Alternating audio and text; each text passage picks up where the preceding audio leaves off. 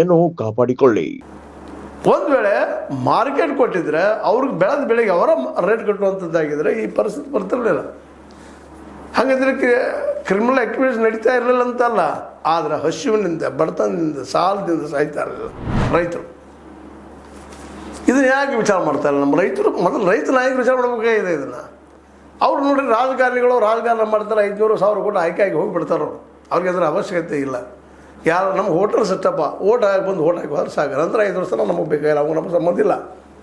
ಈ ಮನೋಸ್ಥಿತಿಯ ನಮ್ಮ ರೈತ ಲೀಡರ್ನಿಗಿಂತಲೂ ನಮ್ಮ ರಾಜಕೀಯ ಲೀಡರ್ ಮನಸ್ಥಿತಿ ಇದು ನಮ್ಮ ರೈತರ ಲೀಡರ್ ಅರ್ಥ ಮಾಡ್ಕೋಬೇಕು. ಇದನ್ನು ನಮ್ಮ ರೈತರಿಗೆ ಏನು ಬೇಕಾಗಿದೆಪ್ಪ ಅನ್ನೋದು ರೈತರ ನೋಡ್ರಿ, ನಾವು ಸಾಯ್ತಾ ಇದ್ದೀವಿ ಅಂದ್ರೆ ನಾವು ವಿಚಾರ ಮಾಡ್ಬೇಕು. ಅದನ್ನು ನಮ್ಮ ಹಸುವಿಗೆ ನಾವು ಆಹಾರ ಹುಡುಕೋಬೇಕಾದ್ರೆ ಇನ್ನೊಬ್ರು ಹುಡುಕೊಡ್ಲಿಕ್ಕೆ ಸಾಧ್ಯ ಇಲ್ಲ.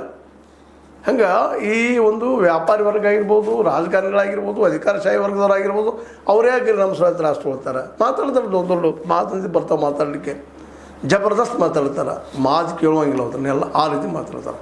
ನಿಜವಾಗಿ ಗ್ಯಾರಂಟಿ ಕೊಟ್ಟಾರೆ ನಮ್ಮಲ್ಲೇ, 5-6 ಗ್ಯಾರಂಟಿ ಕೊಡ್ತಾ ಇದ್ದಾರೆ ಸಿದ್ದರಾಮಯ್ಯನವರು. ಹಾಗಾದರೆ ರೈತರ ಆತ್ಮಹತ್ಯೆ ಯಾಕೆ ನಿಲ್ತಾ ಇಲ್ಲ? ಆರ್ಥಿಕ ಸುಭದ್ರ ಆಗಿದ್ದರೆ ಯಾಕೆ ನಿಲ್ತಾ ಇಲ್ಲ? 60,000 ಕೋಟಿ ರೂಪಾಯಿ ಪ್ರತಿ ವರ್ಷ ಖರ್ಚು ಮಾಡ್ತಾ ಇದ್ದಾರೆ, ಯಾಕಪ್ಪ ಇದು ಹೋಗ್ತಾ ಇಲ್ಲ? ಆತ್ಮಹತ್ಯೆ ಅನ್ನೋಂಥದ್ದು ಯಾಕೆ ಹೋಗ್ತಾ ಇಲ್ಲ? ಅದಕ್ಕೆ ಇರುವಂಥ ಒಂದೇ ಸೊಲ್ಯೂಷನ್ ಏನಪ್ಪ ಅಂದ್ರೆ, ರೈತ ಬೆಳೆದ ಬೆಳೆಗೆ ಅವಾಗ ರೇಟ್ ಸಿಗಬೇಕು.